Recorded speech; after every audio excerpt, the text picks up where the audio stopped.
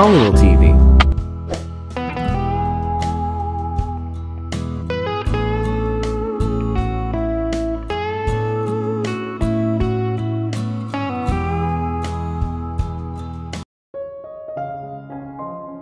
Kinabukasan, mas maaga akong nagising. Earlier than Vrix as I was so happy, hindi ko alam kung bakit, pero nakaramdam ako ng saya pagkatapos kagabi. Okay, sumasang-ayon ako, ang hindi pagpansin kay Vrix ay isang masamang ideya. Pero alam mo, masaya ako. Masaya ako at least naging close kami sa isa't isa. Pagkatapos kong maligo, nag-toothbrush ay bumaba na ako. Nakita ko si Maria sa kusina, pinuntahan ko siya at sinabing, "Good morning." Nagtatakang tumingin siya sa akin. "Morning, bakit ang aga mong nagising?" Napahagikik ako, "Pwede ba akong maghanda ng almusal ngayon?" Tiningnan niya ako ng may pagdududa, binigyan ko siya ng matamis na ngiti. "Oo naman, pwede." Masaya akong pumasok at nagsimulang maghanda ng almusal. Maya-maya ay bumaba na sina Ryan at Vrix. Umupo sila sa mga usual na pwesto nila. "Don, nagtrabaho ako ng gusto ngayon. Here's your breakfast." Sabi ko na inilapag ang plato ng pagkain sa harap nila. "Is there something special?" Nagdududang tanong ni Vrix. "No, bakit mo natanong? You are never up so early. And you look happy too. What's the matter?" Umiling ako, "Nothing. Mommy, no secrets." Sabi ulit ni Ryan na nagdududa sa akin. Nilinis ko ang aking lalamunan. "Pwede ba tigilan nyo na yung mga tingin nyo? Ano bang problema nyo kung masaya ako?" Pareho pa rin silang nakatingin sa akin na may parehong ekspresyon. Nakakainis kayong dalawa." Umupo ako sa upuan sa tabi ni Ryan at nagsimulang kumain ng pagkain, masaya. Kinagat ni Ryan ang pagkain pagkatapos, napaungol. That there is definitely something fishy. I am sure. Ang sarap din ng pagkain. What the hell is wrong with him? Bella, will you tell us what is it? Tanong ni Vrix. Jesus, you guys are unbelievable. Humagikik si Ryan at napangiti naman si Vrix. Nagpatuloy ako sa pagkain ng almusal. Nang matapos kami, tumayo si Vrix sa kinauupuan niya at sinuot ang coat niya. Binuhat niya si Ryan at hinalikan sa pisngi. "Take care and don't be naughty." Masunuri namang tumango si Ryan at humulik sa pisngi ni Vrix. "Good boy." Pagkababa ni Ryan, lumingon sa akin si Vrix at sinabing, "Take care." Tumango din ako. Masunurin." Tapos tumalikod siya. Kumunot ang noo ko. "Ano, walang halik sa akin?" Pagkaalis niya, nakaupo ako sa kwarto ko at nakatingin sa labas ng bintana. Lumipas ang buong araw sa panunood ng mga movies. Well, pagkatapos naming matakot noong araw na iyon, at mapagalitan ni Vrix, inalis na namin ang ideyang manood ng mga horror movies. Sabi ni Ryan, manunood daw kami ng horror movies kapag nakauwi na si Vrix. Kaya, ngayon ay nanunood kami ng Avengers. Ang batang ito ay nagkaroon ng bagong addiction ng Avengers. Panoorin daw niya ang lahat ng serye ng Avenger. Napanood namin ang Captain America, Iron Man at Thor at ngayon ay nasa Avengers na kami. Nakakatuwang manood ng movies with Ryan, lagi siyang naiinis kapag nagbibigay ako ng spoilers and I love that. It's almost 5 and Ryan is in his room still sleeping. Biglang may pumasok na ideya sa isip ko, paano naman kung lalabas kami sa park? Malapit lang at hindi pa darating si Vrix. Makakapag-enjoy si Ryan kahit minsan. Okay fine, but I think you should ask Vrix first. Baliw ka ba? Kung tatanungin ko siya, sasabihin niyang hindi at hindi makakapagsaya ang baby ko. Oh talaga? Oo. At kung hindi mo siya tatanungin, ililibing niya tayo ng buhay. Alam ko pero alam ko rin ito na hinding-hindi niya ako papayagan na ilabas si Ryan, so, huwag mo nang tanungin si Vrix. Bakit ang lahat ng iyong mga ideya ay nagdadala sa amin ng isang hakbang na mas malapit sa aming kamatayan? Fuck off. Ngayon hayaan mo akong gisingin si Ryan. Oo ang ating unang hakbang patungo sa kamatayan. Hindi ko na siya pinansin at pumunta na ako sa kwarto ni Ryan. Natutulog siyang hawak ang goofy niya. Napangiti ako sa sarili ko habang nakatingin sa kanya. Pumasok ako at umupo sa tabi niya. Dahan-dahan kong sinimulan ang pagtunto ng aking mga daliri sa kanyang buhok. Yumuko ako at hinalikan siya sa noo. "Baby, get up, it's late." Dahan-dahang iminulat ni Ryan ang kanyang mga mata, saka muling pumikit dahil sa liwanag. Umupo siya at humikab saka muling nagmulat ng mata. "Mommy," aniya pa sa inaantok na boses. "You are finally awake. Let's take a day off from your studies and go out." Ang kanyang inaantok na mga mata ay bumukas, "Out." "Yep, me and you, to the park." Ngumiti siya at tumalon mula sa kama. "Mommy, just give me 5 minutes, I'll get ready." Natawa ako sa excitement niya. Tapos bumalik na ako sa kwarto ko. Naghanda at nakatingin sa salamin, nang sinigaw ni Ryan ang pangalan ko. I asked him to wait, then after 5 minutes sumigaw na naman siya, this time sumisigaw. Excited ang batang ito. Kinuha ko ang clutch ko, mabilis akong tumakbo palabas ng kwarto. Nang sabihin ko kay Mark, ang driver namin na ihatid kami sa park, mukhang nag-aalala siya. Tinanong niya ako na kung tinanong ko ba si Vrix o hindi, at nagsinungaling ako sa kanya na mayroon ako at binigyan kami ni Vrix ng permiso. Mukhang hindi siya naniniwala sa akin, pero tumango pa rin siya at dinala kami sa park. Nakaupo ako ngayon sa isang bench sa park at si Ryan naman ay nag-e-enjoy sa mga rides. I was so happy na makita siyang ganito. Ang makita siyang masaya at nakangiti ay nasiyahan ang puso ko. Mommy, tinawag ako ni Ryan mula sa ride at kumaway sa akin, kumaway naman ako sa kanya. Oh fuck, napawi agad ang ngiti ko. Nakalimutan kong sabihin kay Maria. Wala siya sa paligid at hindi ko na. Natigilan ako nang mag-ring ang phone ko. Kinuha ko ang phone ko sa clutch ko, at tinignan ang caller ID. Nanigas ako. Vrix, shit, hindi ko sinagot ang tawag, pero patuloy niya akong tinatawagan. Sa ikalimang pagkakataon ay sinagot ko ito. Hey, sabi ko sa tonong kinakabahan pero sinusubukan ko ang lahat para umaktong normal. Bella, where the fuck are you? Mula sa kabilang banda ang sobrang galit na boses ni Vrix. Sa bahay, bakit kinailangan kong mautal? Saang sulok ka ba talaga ng bahay? Nasa opisina mo. Talaga, saan ka ba nagtatago sa opisina ko? Bakit po ako magtatago?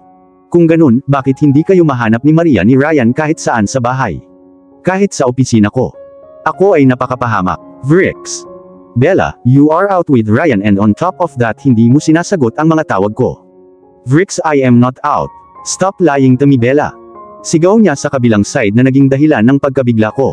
Sa boses pa lang niya ay ramdam ko na ang galit niya sa akin. Where are both of you? Vrix, we were going back home, you don't have to. I asked, where the hell are you? Sa park, malapit sa bahay natin. Wait there, I am coming. No Vrix, ibinaba niya ang tawag. Hindi man lang niya ako pinakinggan. Bumuntong hininga ako saka tumingala para makita si Ryan, para hilingin na bumalik siya. Pero nung tumingin ako dun, wala si Ryan sa ride. Tumayo ako at nagsimulang tumingin sa ibang rides. Ngunit hindi siya mahanap. Ryan, tinawag ko ang pangalan niya pero walang sumasagot. Ryan, muli akong sumigaw ngunit muli ay wala. Pagkatapos ng ilang beses na pagtawag sa pangalan niya nang hindi siya sumasagot ay nagsimula na akong magpanik. Saan siya pumunta? Ryan, baby stop. It's not a joke. Please come out. Ngunit wala pa ring tugon. Naramdaman ko ang luha sa mga mata ko. Saan siya pumunta? Nandito siya ilang minuto ang nakalipas sa harap ng mga mata ko. Baby, we need to go. Where are you? This is not funny, Ryan. Ryan, pinuntahan ko ang bawat bata na nasa paligid ng rides para tanungin sila tungkol kay Ryan, pero hindi daw nila siya nakita kahit saan. Tumakbo ako sa mga tao sa paligid at ipinakita sa kanila ang picture ni Ryan, but then again wala. Ang sabi lang ng lahat, nakita daw nila siya naglalaro kanina, pero walang nakakita kung saan siya pumunta. Baby, where are you? Napahawak ako sa aking telepono sa aking dibdib kung saan nabuksan ang larawan ni Ryan, umiyak ako. Baby, please come to mommy. I promise if you come out, I'll make donuts for you and your favorite chicken too. I'll do whatever you'll say, but please just come to me. Kasalanan ko lahat, dapat nakinig ako kay Vrix at hindi dinala dito. Bakit ako ganito? Bakit hindi ako nakikinig kahit kanino? Paano kung may mangyari kay Ryan? No, walang mangyayari sa kanya. Baby ko siya, walang mangyayari sa kanya. Malakas si Ryan ko. Nakatayo ako doon na may mga luhang umaagos sa pisngi ko.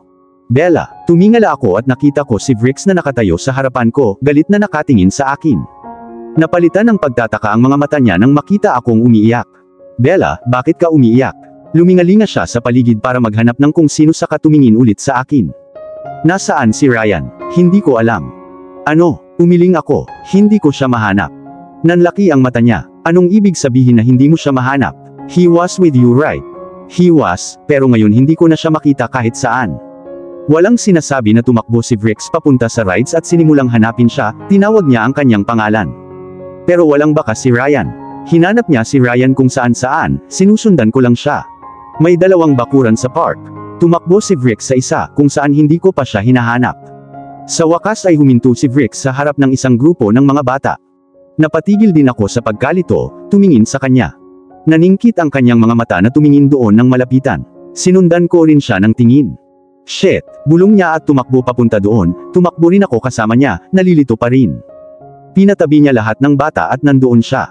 Baby ko, nakatayo sa gitna, natatakot at umiiyak.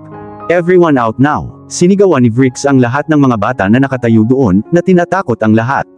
Ang lahat ng mga bata ay nagsitakbuhan palayo doon, sa sobrang takot. Lumuhod si Vrix sa harap ni Ryan at tinignan siya mula itaas hanggang ibaba. You okay? Lalong umiyak si Ryan, nanginginig ang katawan at hindi na siya makahinga ng maayos.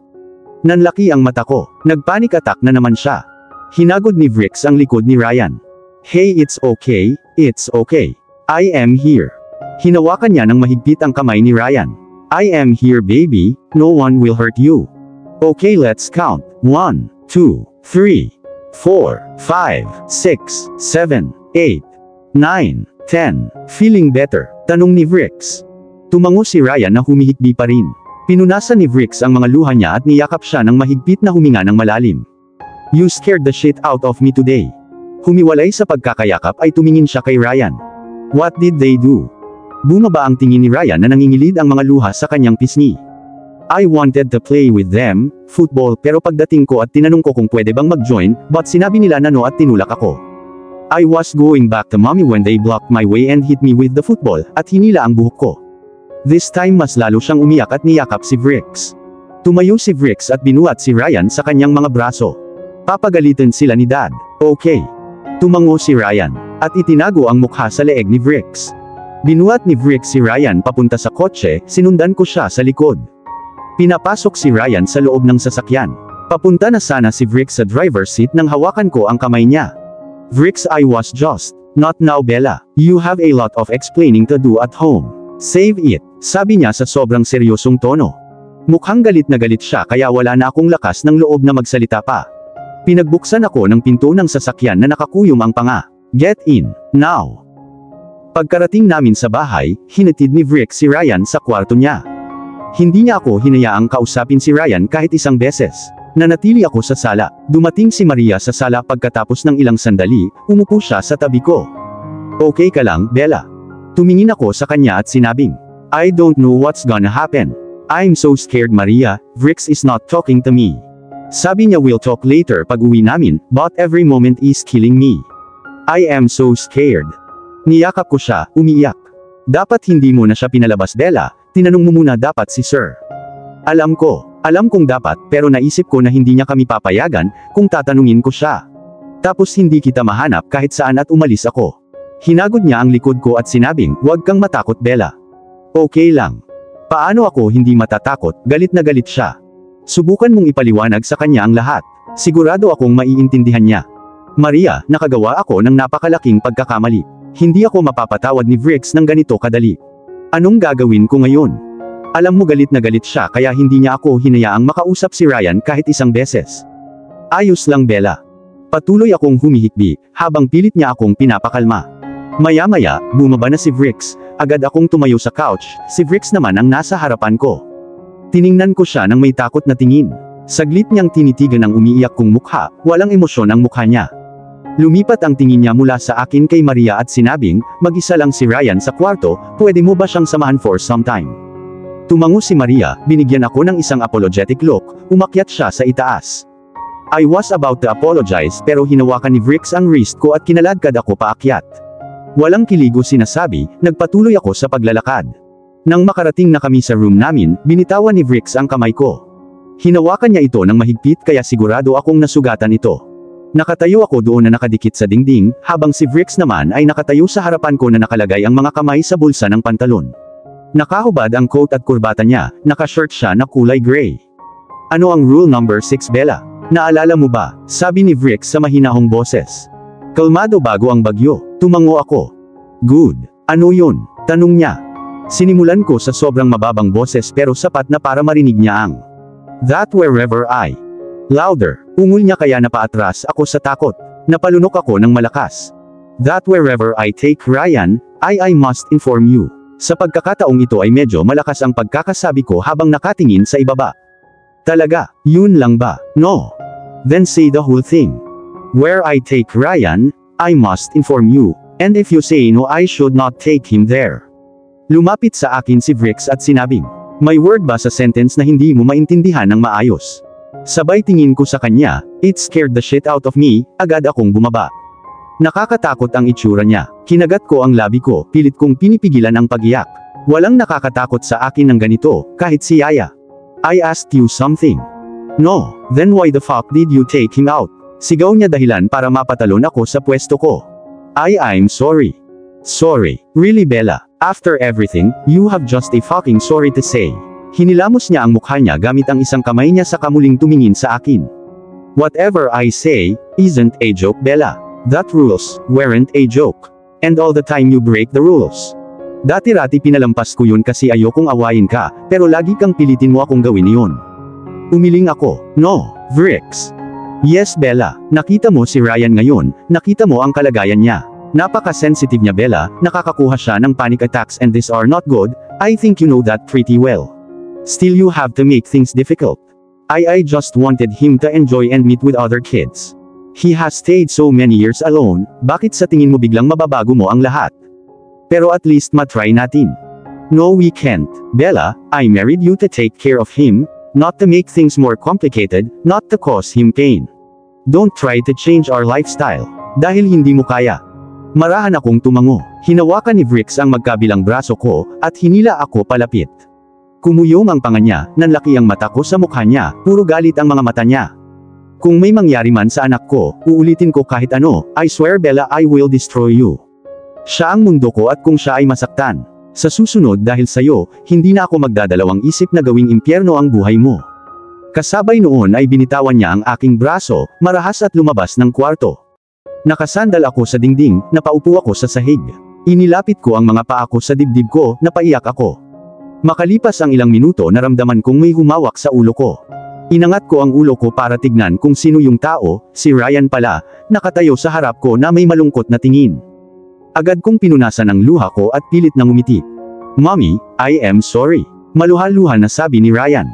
Umiling ako. Why are you sorry? It was my fault. I should have asked Vrix. Don't say sorry. I know Dad said a lot of hurtful things to you because of me. No, he didn't say anything. Hinila ko siya sa sarili ko at pinaupo sa kandungan ko. Humihikbi siya. Alam kong nagsisinungaling ka, narinig kong sinigawan ka ni Dad. Pinunasan ko ang luha niya. Stop crying. Hindi mo kailangang malungkot. Tingnan mo nakangiti si Mommy. Tumingin siya sa ibaba. I know Mommy, I am weak. I try to be brave but I always get scared and then I start shaking. Hinawakan ko siya ng mahigpit. No baby, you are not weak. In fact you are the most strongest boy. No, I am not. Today I got scared of those boys. So, that doesn't make you weak. In fact those boys were weak, you know why. Why? Curious na tanong niya sa namamaos niyang boses na umiiyak. Because, they tried to bully a 5-year-old boy who was all alone. How many of them were there? 8. See. 8 big 10-year-old boys, and 1 5-year-old Ryan. Unfair right?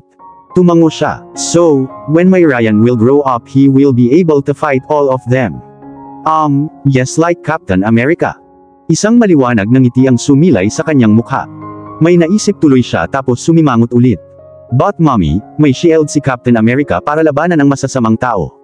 Oh yes, no problem, kukuha din tayo ng shield kay Ryan. Exactly like Captain America, tapos matatalo rin ni Ryan ang mga masasamang tao. Ngumiti siya, tapos niyakap ako. You are the best. I love you to infinity. I love you to infinity square baby. Mommy is so sorry baby. Dahil sa kawalang ingat ko kinailangan mong dumaan sa sobrang sakit. I am sorry, don't ever go away from me again, you are everything to me. Hinalikan ko siya sa pisngi. Tapos kumakalamang tiyan niya. Hungry, itinanong ko. Tumango siya. Okay, mommy will prepare your favorite chicken today. Really? Tuwang-tuwang tanong niya. Of course, let's go. After the dinner, sinamahan ko si Ryan sa kwarto niya. Humiga siya sa kama niyakap ang goofy niya, nagkwento ako sa kanya. Dahan-dahan siyang nakatulog. Si Vrix ay nagtatrabaho pa rin sa kanyang opisina, kaya noong tulog si Ryan ay pumunta ako sa aking silid at kinuha ang papel kung saan nakasulat ang lahat ng mga rules, ginawa ko ang lahat ng kanyang mga rules sa isang fresh paper at idinikit ito sa gilid ng aking closet. Gusto niyang sumunod ako sa rules, fine I won't break any rule from next time be it anything. Pumunta ako sa washroom at nagpalit ng komportableng pajamas. Paglabas ko ay nakita ko si Vrix na nakahiga na sa kama at nakapikit ang mga mata habang nakapatong ang mga kamay sa kanyang noo. Nakasuot siya ng sweatpant at shirt. Kailan siya nagpalit? Anyways, wala kang pakialam. Mind your own business, Bella. Dumiretso ako sa kama at kumuha ng unan at kumot, saka inayos sa couch. Humiga ako sa couch habang tinatakpan ang sarili ko ng kumot. Anong ginagawa mo? Biglang tanong ni Vrix. Tumingala ako para lang salubungin ang naguguluhan niyang mukha. Umupo ako sa couch at tinanong ko, ano? Bakit ka matutulog sa couch? It was in the rules. So, tanong niya with the same confused look. What? It was in the rules, so what? Sinabi mo sa akin na sundin ang mga rules, kaya ginagawa ko lang iyon. Tinitigan niya ako ng ilang minuto. Tumingin ako sa ibaba. Bella, bumalik ka sa kama. Teka, sinabi niya muna ang lahat ng masasakit na bagay na iyon, at binalaan niya ako na kapag hindi ako sumunod sa mga rules ay parurusahan niya ako, at ngayon siya mismo ang nagsasabi na lumabag sa isang rules. Hell no, umiling ako. No Vrix, I don't want to get any punishments. I have had enough today, I can't bear anything else. Nanatili siyang nakatingin sa akin with the same emotionless face. Good night Vrix, sabi ko, at humiga ulit sa couch. At dito na po, nagtatapos ang part 16 ng ating kwento. Sabay-sabay po nating abangan ang susunod na kabanata. Maraming salamat po. God bless and stay safe.